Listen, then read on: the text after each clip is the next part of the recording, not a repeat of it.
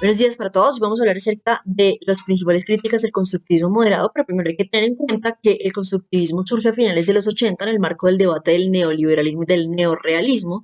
Es moderado porque tiene elementos en común con el irreflectivismo y con el racionalismo, y por ende es una posición intermedia. Ahora, la premisa básica del enfoque constructivista es que los seres humanos viven en un mundo que construyen. El orden internacional está construido socialmente. Todo aquello que es inherente al mundo social de los individuos es elaborado por ellos mismos. El constructivismo le da prioridad a las ideas, al imaginario colectivo y a la noción general o compartida que ha construido toda la sociedad. Por otro lado, el principal exponente es Alexander Wendt, que es un politólogo nacido en Estados Unidos, que publica su obra Anarquía es lo que los estados hacen de ella. Explica que la anarquía no es una ley natural, sino que es producto del proceso y es algo que se da porque los estados han decidido que así sea, y esto sí puede cambiar, por lo cual no siempre hay conflicto en el sistema internacional. Dos estados pueden tener relaciones amistosas y pueden cooperar, pero depende de la intersubjetividad entre ellos. Explica que la identidad y los intereses de los estados pueden cambiar. Ahora, las principales críticas al constructivismo. Bueno, Guzzini es un autor que critica a Wendt y explica que el acercamiento del constructivismo wendtiano al mainstream racionalista tiene como efecto su acoplamiento al mismo y la distorsión de su conceptualización. El cambio estructural al no dar el suficiente peso a sus anteriores preocupaciones ontológicas y reflectivistas. Cynthia Weber también en el año 2005 señala que el mito constructivista de Wendt es en realidad un mito reconfortante. ¿Por qué? Porque por un lado promete liberarnos de la lógica determinista de la anarquía, pero también pretende construir un puente entre las tradiciones neorrealistas y neoliberales y sobre todo responde a la seductora pregunta sobre la autoridad de la anarquía internacional, dándonos un autor claro y definido que es el Estado. Este estaminal constructivismo wendtiano resuelve las necesidades teóricas de los académicos de relaciones internacionales en este contexto en donde las viejas tradiciones teóricas no ofrecen herramientas para el análisis del escenario internacional. Los autores postmodernos también, según Cynthia, en relaciones internacionales consideran que el mito wendtiano desnaturaliza la lógica de la anarquía al enfocarse en la práctica estatal y consecuentemente afirman que esta operación no permite interrogar a las prácticas que reproducen los propios estados y que la utilización del poder para estabilizar las identidades de los constructivistas termina estableciendo un determinismo concentrado en la identidad de los estados.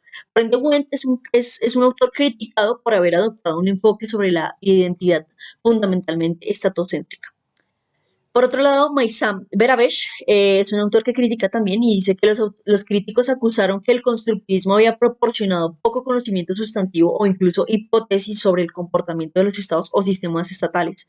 Los postestructuralistas, según él, por ejemplo, apuntan a su estadocentrismo y argumentan que el constructivismo particularmente esta corriente cae en el mismo tipo de trampa en la que acusa al neorrealismo de caer, es decir, mientras los neorrealistas naturalizan y cosifican la estructura de la anarquía internacional, los constructivistas cosifican el Estado mismo.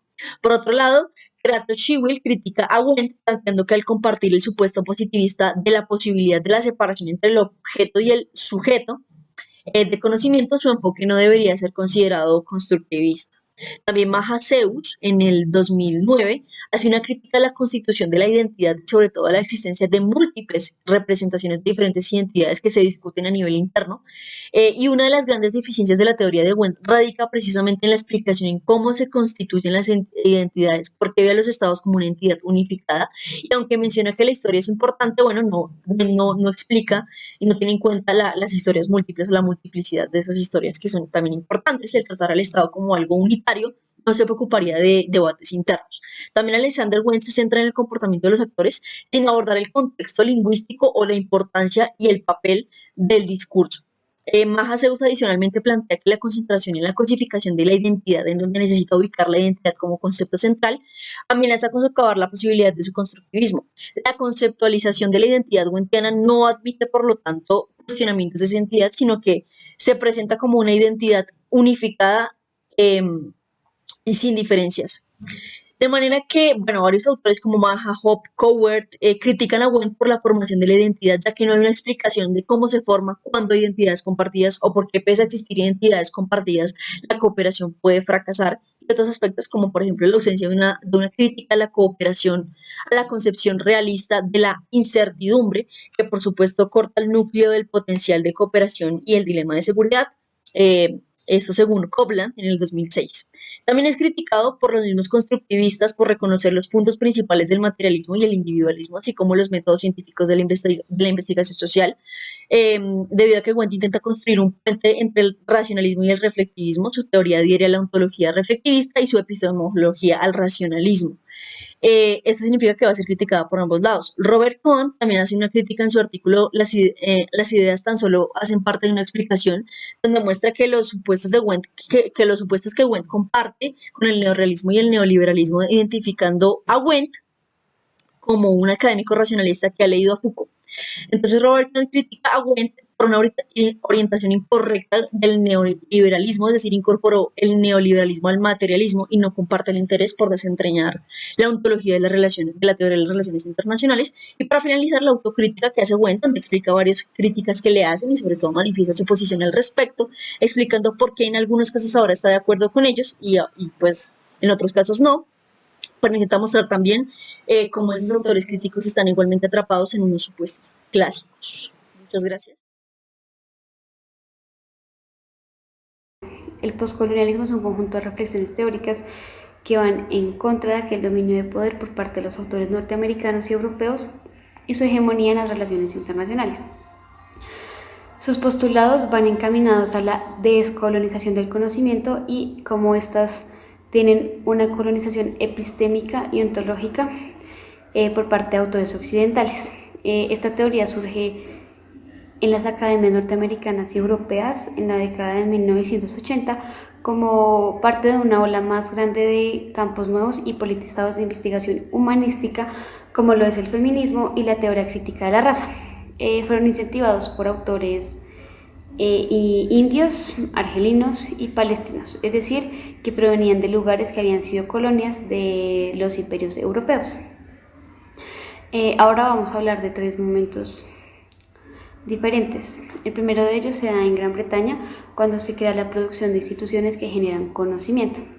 Aquí los autores nacen en este país y defienden las ideas fundamentales del postcolonialismo. Después están los que nacen y se crían en las colonias, después migran a los países de producción intelectual como los europeos y norteamericanos y crean sus postulados. Después están los autores latinoamericanos que hacen parte del grupo Modernidad-Colonialidad.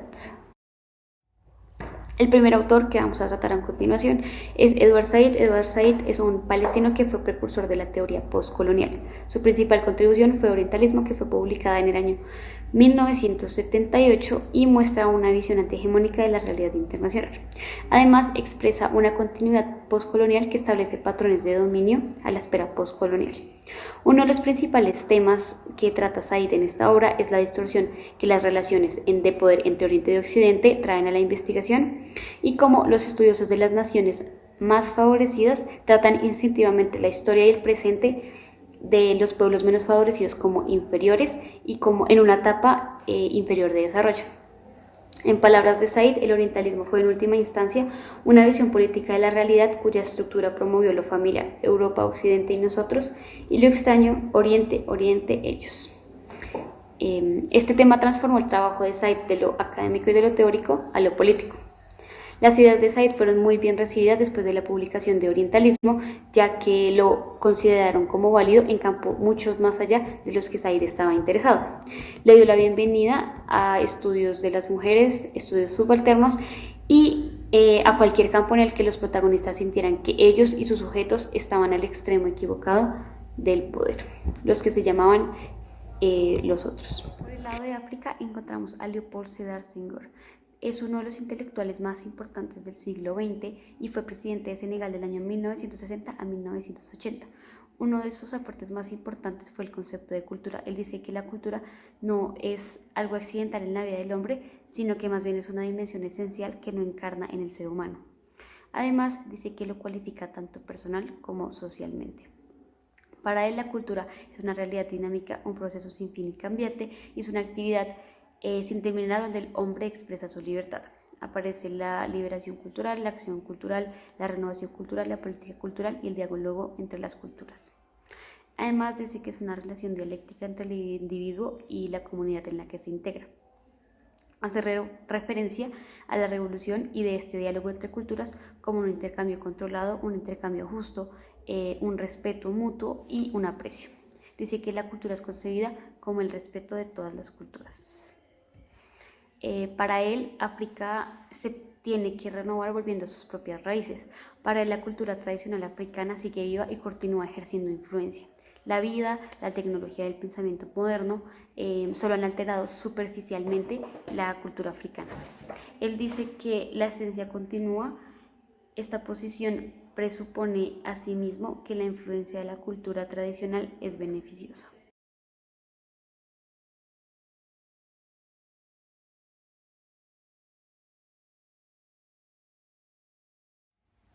En el caso de la India encontramos a Gayatri Spivak, que es una filósofa hindú experta en crítica literaria y en la teoría de la literatura. Sus principales obras son Una crítica postcolonial de 1990 y Una crítica a la razón postcolonial de 1999. Su principal contribución al feminismo contemporáneo es su petición consistente para que el feminismo considere con seriedad la vida y la historia de las mujeres del tercer mundo. Desafía las argumentaciones universalistas del pensamiento feminista que habla por todas las mujeres, al tiempo que se muestra crítica ante las actitudes benevolentes con los discursos que llegan desde el tercer mundo. Es muy conocido su artículo Puede hablar el subalterno, que postula que el sujeto femenino subalterno no se le permite hablar por sí mismo.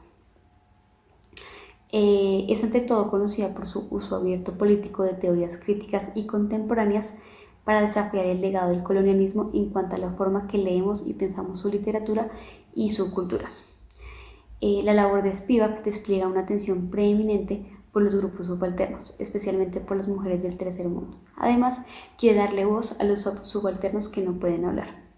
Denuncia el daño de las mujeres del tercer mundo y no europeas, intenta restaurar la presencia de las escritoras que han sido sumergidas por los autores hombres. Además, rechaza la idea del pasado precolonial que se puede recuperar. Dice que las raíces culturales nativas son un proyecto de... En el caso de la literatura latinoamericana aparece el grupo Modernidad Colonialidad. Este grupo está conformado por autores como Enrique Dussel, Aníbal Quijano, Walter Miñolo, entre otros. Analizan y critican los postulados principales del postcolonialismo y crean sus propias reflexiones teóricas a partir de lo que se denomina el decolonialismo. Analizan las estructuras del sistema internacional y los lazos de dominación y opresión que tienen las potencias occidentales. Además, estudia las relaciones del poder y del ser.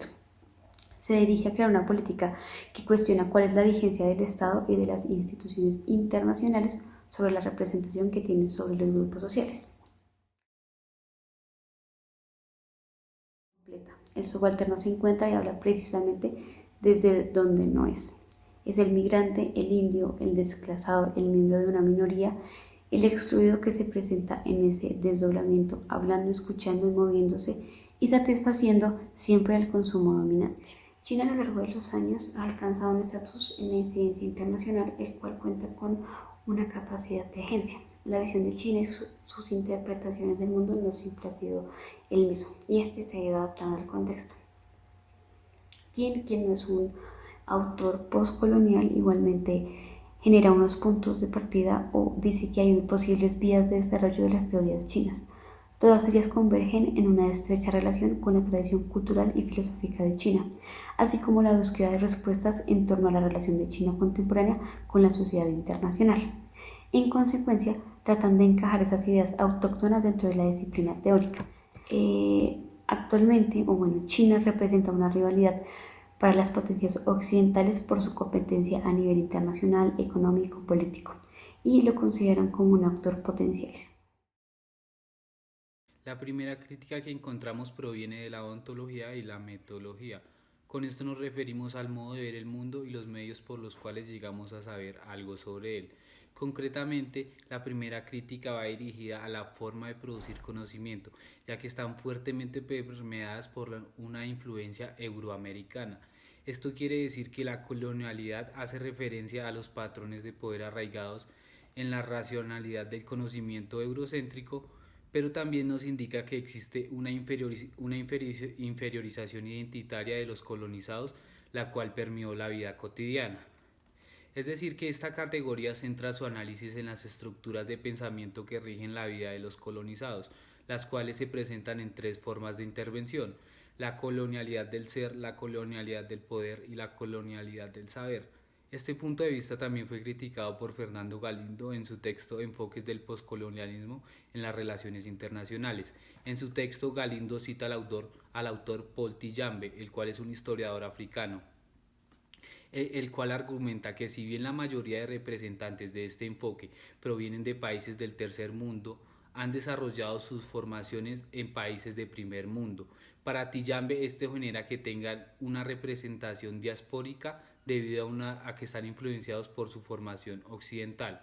Otra crítica que hace Tillambe es que los autores de este enfoque le dan un alto valor agregado al factor cultural, lo que da como resultado un desplazamiento del factor material. Debido a esto, sus análisis son muy abstractos, lo que le hace perder consistencia teórica y claridad en sus argumentos. La segunda crítica proviene desde una perspectiva marxista. Para realizarla tuvimos como referentes dos autores. Por un lado escogimos a Spivak, la cual es una filósofa hindú, y por el otro tomamos los postulados de Cheever, el cual es un sociólogo y profesor norteamericano. Para poder entender sus postulados debemos tener presente qué es lo que entienden por colonialidad y para esto utilizamos la definición planteada por Quijano, la cual se entiende como un patrón mundial de dominación dentro de un modelo capitalista fundado en una clasificación étnica y racial. Según este autor, el modelo de dominación inició en la colonialidad, pero continúa hasta hoy en día. Para Spivak, las diferencias de clase se mezclan con las diferencias raciales, de género y religiosas, lo que da como resultado una proliferación de sistemas capitalistas. En contraposición, Cheever piensa que el capitalismo puede mantener la diversidad cultural debido a que la universalización del capital no requiere de la homogeneización de la cultura, ya que defender una teoría universal permite desarrollar una política democrática en formas globales, mientras se evita el orientalismo. Para Cheever, la teoría postcolonial es antagónica a la racionalidad de la Ilustración. Afirma que la lógica del capital es universal y su aplicación en la sociedad postcolonial produce una lucha de clases. Por su parte, Spivak afirma que grupos subalternos no pueden unificarse, ya que esto solo se da cuando se va a conformar un Estado, debido a que integrar a estos grupos subalternos y hacerlos partes del movimiento proletario universal estarían siendo integrados en la misma historia que Europa. Y la tercera crítica la tomamos del autor Walter Mignolo, el cual es una figura central del pensamiento decolonial en América Latina. Su crítica va dirigida a la reestructuración del poder colonial. Para Mignolo, el poder no desapareció, solo sufrió una reestructuración. Para él esto marca la diferencia entre el colonialismo y la colonialidad.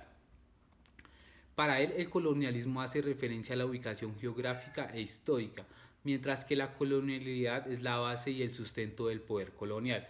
Minolo afirma que las estructuras coloniales no desaparecieron, sino que se reorganizaron y fueron asumidas por las élites criollas dominantes del momento, las cuales buscaban legitimar su proyecto ético-político. Sostiene que América Latina no es un continente, sino un proyecto de las élites mestizas, las cuales quisieron instaurar dos cosas. Por un lado, trajo la idea de una unidad continental, y por el otro permitió el ascenso de la población de origen europeo y la eliminación de las ideas de los pueblos indígenas y de origen africano. Es decir, que los mecanismos coloniales que construyeron los europeos para justificar la colonización de América fueron los mismos que utilizaron las élites criollas para justificar las repúblicas independientes. Esto llevó a Minolo a considerar a esta élite criolla como un grupo que buscaba copiar el modelo europeo, imaginando que las problemáticas locales se podrían reparar siguiendo el ejemplo de países como Francia o Inglaterra. Desde esta óptica y de acuerdo con su idea de América Latina, el periodo imperial colonial fue la base para legitimar las protohistorias nacionales. De esta forma se aceptó la herencia colonial interna como una identidad histórica y cultural que aparenta incluir a todos, pero en realidad silenció a las minorías culturales. Antes de ello es importante mencionar que estos autores comparten unas características o que los identifica del resto, y es la desconfianza que tienen en los intentos de clasificación, de categorización y en los esfuerzos dirigidos a encontrar verdades universales o formular verdades absolutas, es decir, ellos van en contra de estos preceptos. La esencia del pensamiento de estos autores radica en la pluralidad, en la diversidad, en la diferencia, en tener visiones heterogéneas sobre los diferentes aspectos o factores que conjugan en el día a día, ¿no? Con el objetivo, como ya lo había mencionado anteriormente, de no constituir una verdad absoluta, pues todo es cambiante y varía con el paso de los años. También tiene el objetivo de deslegitimar los metarrelatos o esos textos que se han impuesto a lo largo de la historia y que muchas veces nos enceguecen sobre la realidad social. Eh, para empezar, tenemos una línea de autores que comparten un pensamiento, que es Ashley y Walker. Estos autores puntualizaron que sus intenciones no eran construir una nueva y poderosa perspectiva sobre la política global, sino dar una oportunidad para la celebración pública de estos pensamientos que ya estaban establecidos, con el objetivo de encontrar diferencias, cuestionamientos en los significados, reestructurar, ordenar y buscar como un punto de quiebre con respecto a lo que venían imponiendo a lo largo del tiempo. En otra línea tenemos también a Michel Foucault, quien estudia los fenómenos del lenguaje, el significado y los signos. Este autor se caracteriza por siempre cuestionar lo que está establecido, por siempre hacernos preguntas sobre por qué está constituido de esta manera y por qué no de la otra. Tenemos otro autor importante que es Gianni Battino, un filósofo eh, formado desde la hermenéutica, ¿no? Desde la comprensión de los textos, que desarrolló el concepto del pensamiento débil. Ha analizado el problema del fin de los metarrelatos modernos y tras ello se ha dedicado al estudio del papel de la religión y la evolución del pensamiento. Bueno, también tenemos a otro autor muy destacado que es Jacques Derrida, ¿no? Este filósofo francés nos argumenta que trata de desarticular la tradición filosófica occidental, ¿no? Para ello utilizando la deconstrucción, que pues no se propone como una tarea destructiva, sino por el contrario apropiarse de esta estructura lingüística o de estos metarrelatos que ya están establecidos, utilizarlos a su favor y reinterpretarlos, reescribirlos y darles un nuevo enfoque o mirada, ¿no? También tenemos a Gilles Lipovetsky, un autor francés clásico que nos habla sobre dos conceptos muy importantes, que es el de la hipermodernidad y el hiperconsumo, ¿no? Estas dos acciones que están consumiendo al ser humano en su carrera por saber quién tiene más, cómo me adapto a este entorno, ¿no? Que también iría muy ligado con esa mirada occidental capitalista, que es en lo que van estos también autores. Por último tenemos a James Derderian, ¿no? Este autor norteamericano que nos habla sobre los textos y el discurso, cómo los relacionamos para poder entenderlos, ¿no? Eh, Desde una visión muy heterogénea, em, rompiendo también esos mitos o metarrelatos que se van pregonando con el paso del tiempo. Para entender esta pregunta, nos vamos a ubicar en un periodo muy importante de las relaciones internacionales, lo cual es llamado el tercer debate. Este tercer debate se ubica en el periodo de los años 80 y los años 90. En este periodo surgieron diversos temas como el auge del capitalismo, el fin de la Guerra Fría o la globalización. Entre otras cosas, también surgieron nuevos actores. Todo este conjunto de actores y nuevos temas dieron un cambio drástico al sistema internacional. Dados estos temas y a estos nuevos actores, se dio un escenario ideal para que el discurso postmodernista entrara en las ciencias sociales y entre esas nuestra disciplina, que son las relaciones internacionales. Con esto no solo se dio la entrada de una visión postmoderna, sino que también fue un foco para las críticas por parte del mainstream. Críticas principales como Primero, el posmodernismo rechaza todo fundamento positivista de la corriente principal de las relaciones internacionales. Esto se traduce a que va en contra de lo que son las teorías dominantes en las relaciones internacionales. Y segundo, el posmodernismo no presenta ninguna alternativa al momento de dar sus críticas. Según Danga Yamiau, en 2009, afirmó que algunos autores marxistas y feministas han sostenido que el posmodernismo usa un lenguaje de la disidencia, el exilio y la marginación, pero no tiene nada que decir sobre cómo se puede usar la acción política para hacer del mundo un lugar mejor. Hay algunos autores que argumentan que el posmodernismo no es relevante en las relaciones internacionales. Esto es debido a que el posmodernismo no da o no sugiere una nueva alternativa a diferencia de lo que es el constructivismo. Hay muchos también que afirman que el posmodernismo solo se trata de conocimientos empíricos y que también solo se basan en relatar historias.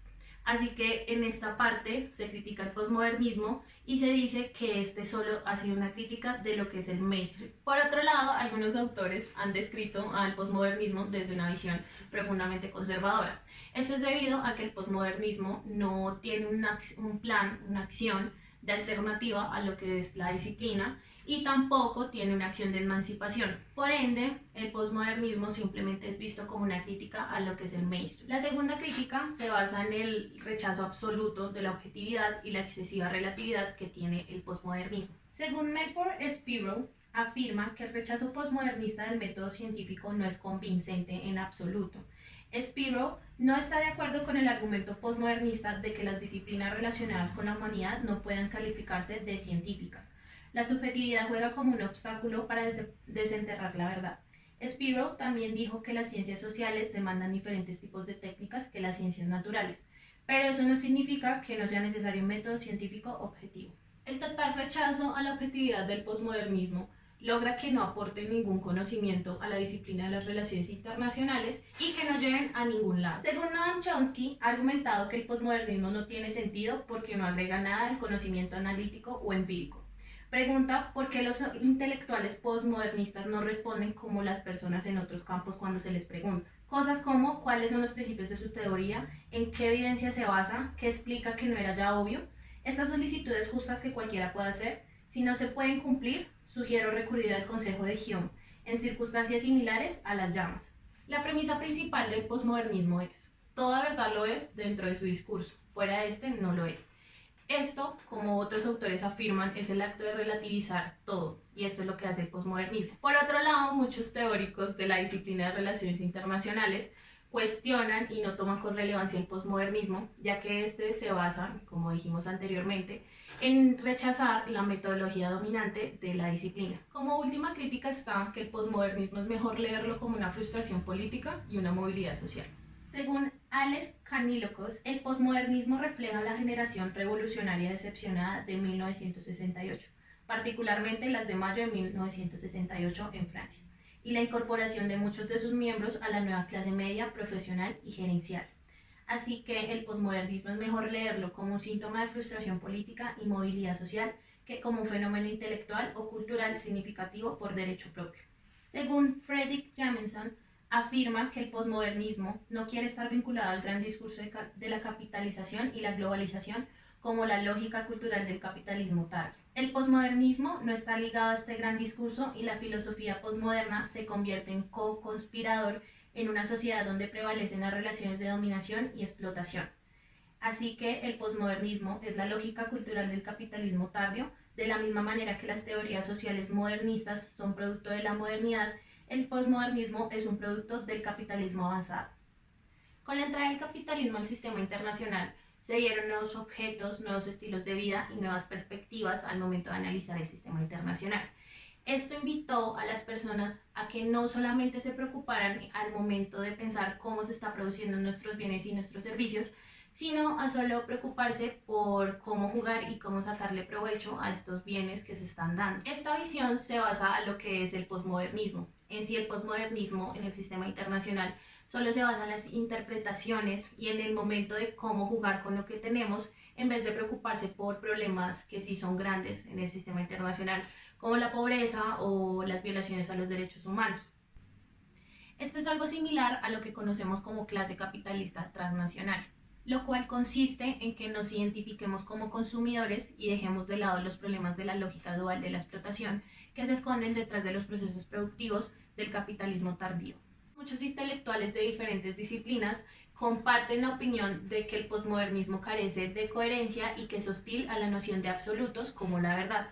Por último, muchos autores de la disciplina de las relaciones internacionales afirman que los textos de los posmodernistas son un poco incomprensibles y que aparte ellos se limitan a tener un debate. Esta fue nuestra exposición para la clase de teorías avanzadas de las relaciones internacionales. Muchas gracias.